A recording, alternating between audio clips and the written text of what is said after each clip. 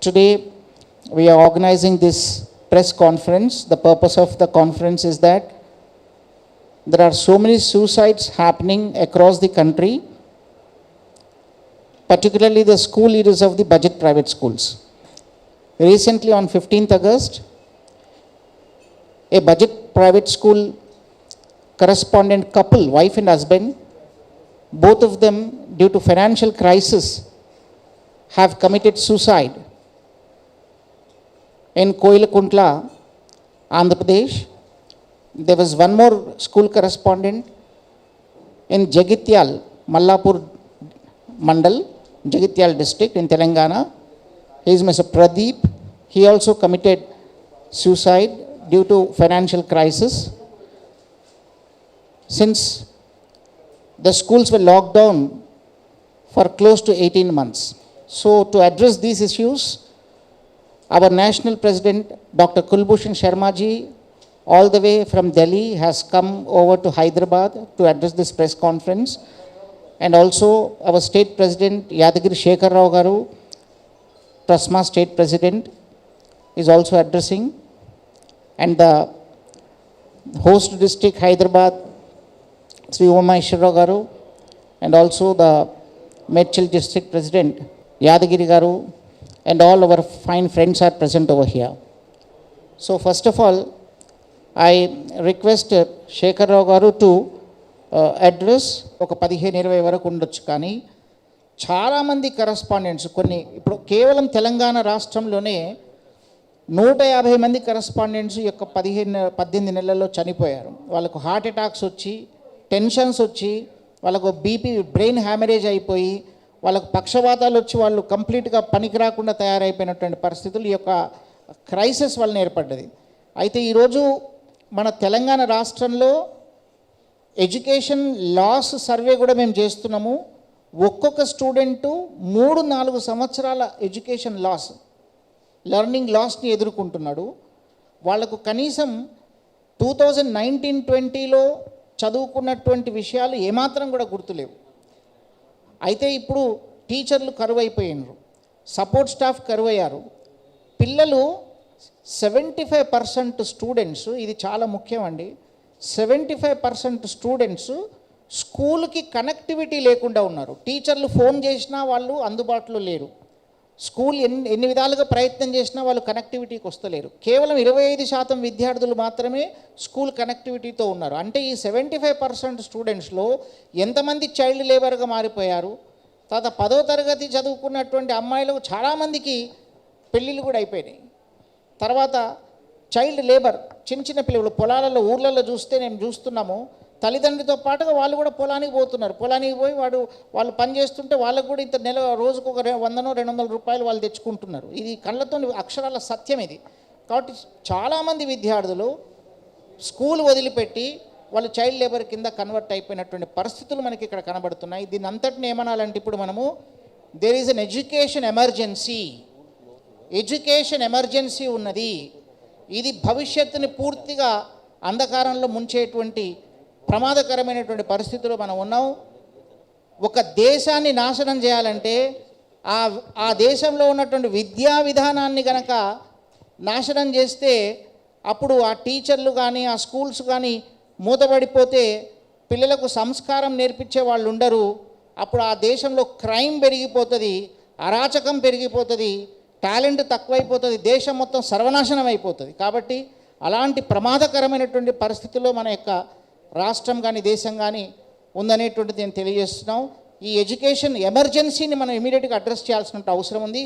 ఎవరికి ఎంత రాయితీలు ఇచ్చి ఎంత డబ్బులు సహాయం చేసినా కూడా సరైన ఎడ్యుకేషన్ లేకపోతే అవన్నీ కూడా ఉపయోగకరంగా ఉండవు. ఎవరు చదువు ప్రాపర్గా ఇస్తే ఎవరు డబ్బులు వాళ్ళు సంపాదించుకుంటారు, ఎవరి కాళ్ళ మీద వాళ్ళు నిలబడతారు, ఎవరి కాన్ఫిడెంట్లో వాళ్ళు ఉంటారు. మనం ఇవాళ ఏదైనా ఆర్థిక సహాయం చేస్తే అది ఇవాళ చేస్తే 4 రోజులలో అయిపోతుంది. కాబట్టి ఎడ్యుకేషన్ ఎమర్జెన్సీ అనేటువంటిది ఈరోజు మనకు సమాజంలో ఉంది. తెలంగాణ గుర్తింపు పొందిన పాఠశాలల యాజమాన్యాల సంఘం ట్రస్మా స్టేట్ జనరల్ సెక్రటరీ. పత్రికా మిత్రులందరికీ కూడా సవినీయంగా నేను మనవి చేసేది ఏంటంటే, బడ్జెట్ ప్రైవేట్ పాఠశాలలు కూడా మన జాతీయ సంపద.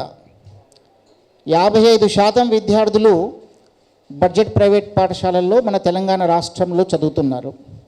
ప్రభుత్వం ఎంతనైతే విద్యను అందిస్తుందో దానికి సరిసమానమైనటువంటి విద్యను అందించేటువంటి సంస్థలు ప్రైవేట్ విద్యా సంస్థలు. ఈ విద్యా సంస్థలు కనుక మూతపడిపోతే మరి అది మన జాతికి నష్టం. మరి ఒక్కొక్క విద్యాలయాన్ని ప్రభుత్వం స్థాపించాలంటే కోట్లాది రూపాయలు, కొన్ని లక్షల కోట్ల రూపాయలు అవుతాయి. 11,000 పాఠశాలలు ప్రైవేట్ పాఠశాలలు ఉన్నాయి. వీటన్నిటిని కాపాడుకోవాల్సిన బాధ్యత ప్రభుత్వానికి. పాఠశాల విద్య కోసం, for school education, government is spending close to 17,000 crores. గత బడ్జెట్ తీసుకుంటే 17,000 కోట్ల రూపాయలు బడ్జెట్ కేటాయించింది రాష్ట్ర ప్రభుత్వం, తెలంగాణ రాష్ట్ర ప్రభుత్వం. అంటే ప్రైవేట్ పాఠశాలలు లేకపోతే కనుక ఆ బడ్జెట్ డబల్ అయిపోయేది, 34,000 కోట్లు అయ్యేది. అంటే బడ్జెట్ ప్రైవేట్ పాఠశాలలు ఉన్నందువలన ప్రభుత్వం ఖజానాకి, ఎక్స్చెక్కర్కి 17,000 crores ఆదా అవుతుంది. అంత కాంట్రిబ్యూట్ చేయడమే కాకుండా దేశ నిర్మాణం కోసం పనిచేస్తున్నాయి.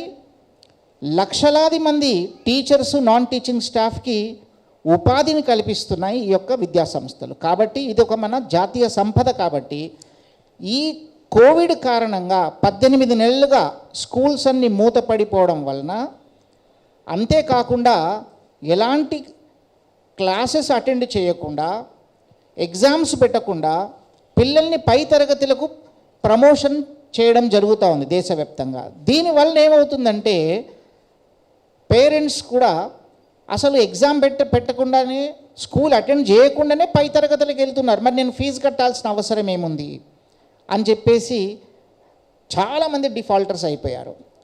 2019-20 సంవత్సరంలో మార్చి నెలలో, అంటే యాన్యువల్ ఎగ్జామినేషన్స్ అయ్యే సమయంకే చాలా వరకు ఈ బడ్జెట్ ప్రైవేట్ పాఠశాలలో 50% ఫీజెస్ కలెక్ట్ అవుతాయి. మార్చి 22న లాక్డౌన్, 16 తారీఖు నుంచే లాక్డౌన్ విధించారు స్కూల్స్కి. దానివల్ల 1920లో 35% ఫీజెస్ బకాయిలు ఉండిపోయినాయి. అలాగే 2020-21 సంవత్సరానికి 90% ఫీజులు పెండింగ్ ఉన్నాయి. హార్డ్లీ 10% కలెక్ట్ అయి ఉంటాయి పోయిన సంవత్సరం. ఇక ఈ సంవత్సరం అయితే అసలు కలెక్షన్సే స్టార్ట్ అవ్వలేదు. ఇది బడ్జెట్ ప్రైవేట్ స్కూల్స్ యొక్క పరిస్థితి. బడ్జెట్ ప్రైవేట్ స్కూల్స్ 90% స్కూల్స్ అన్నీ కూడా రెంటెడ్ బిల్డింగ్స్లో ఉన్నాయి. రెంట్స్ కట్టలేని పరిస్థితిలో ఉన్నారు. మరి ఎలక్ట్రిసిటీ, వాటర్ బిల్సు, ఇప్పుడు ప్రభుత్వం కూడా నోటీసులు పంపిస్తూ ఉన్నది. పెనాల్టీతో సహా మీరు ప్రాపర్టీ ట్యాక్స్ కట్టాలి, పెనాల్టీతో సహా మరి యొక్క కరెంటు బిల్స్ కట్టాలి. అనేక స్కూల్స్లలో కరెంటు కూడా కట్ అయిపోయి ఉన్నది. ఇలాంటి దయనీయమైన స్థితిలో ఉన్నాయి. మరి స్కూల్ డెవలప్మెంట్ కోసము, కంప్యూటర్లు కొనడం కోసము, ఫర్నిచర్ చేసుకోవడం కోసము రకరకాల అప్పులు బ్యాంక్ ద్వారా కానీ, ప్రైవేట్ ఫైనాన్సర్ల ద్వారా కానీ స్కూల్స్ యాజమాన్యాలు తెచ్చుకున్నారు. వాళ్ళకు వడ్డీలు కట్టలేనటువంటి పరిస్థితి ఏర్పడి ఈరోజు ఆత్మహత్యలు జరుగుతూ ఉన్నాయి. ఇది వాస్తవము, ఇది సత్యం.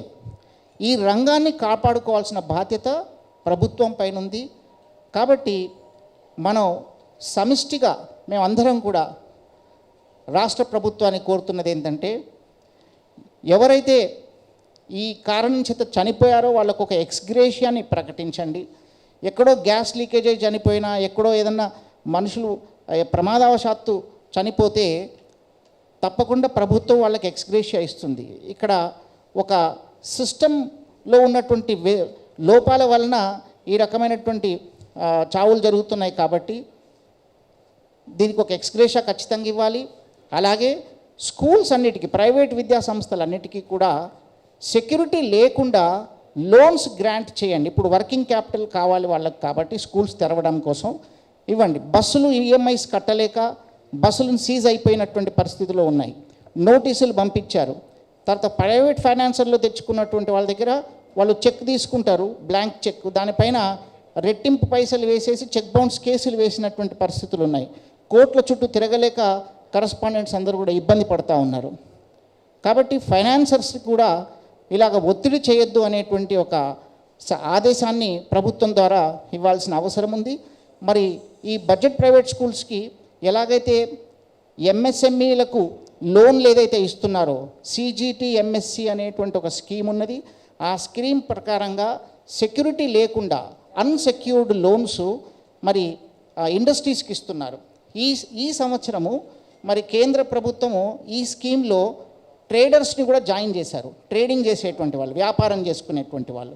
మరి ట్రేడర్స్ని కూడా దానిలో జాయిన్ చేసినప్పుడు మరి మన లక్షలాది మందికి ఉపాధి కల్పిస్తున్నటువంటి విద్యా సంస్థలను, ప్రైవేట్ విద్యా సంస్థలను కూడా అదే కేటగిరీలో చేర్చి 1 సంవత్సర కాలం మారటోరియంని పెంచాలి.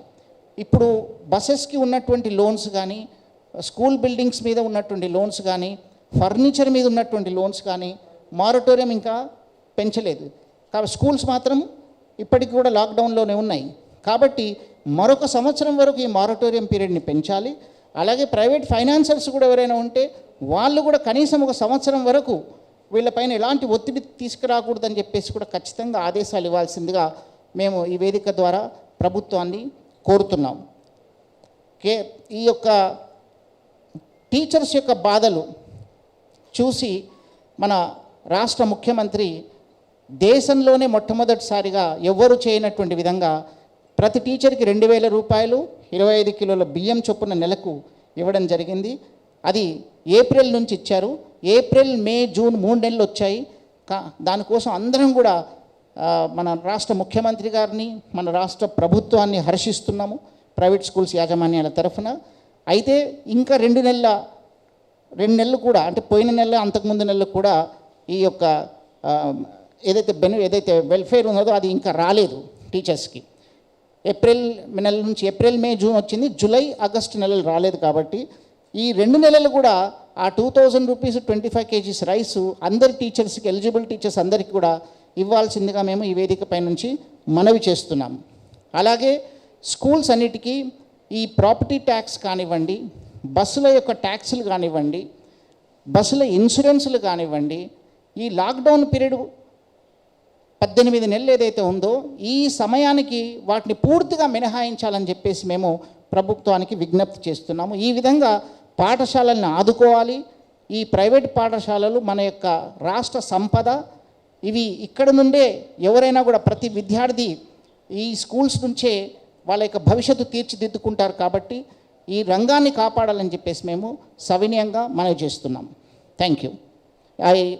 ఇప్పుడు మా జాతీయ అధ్యక్షుడైనటువంటి our national president doctor Kulbhushan Sharma ji, he is from Haryana. He has been working for the welfare of the private schools across the country as a president of NISA, National Independent Schools Alliance, which is a association having more than 65,000 schools as its members.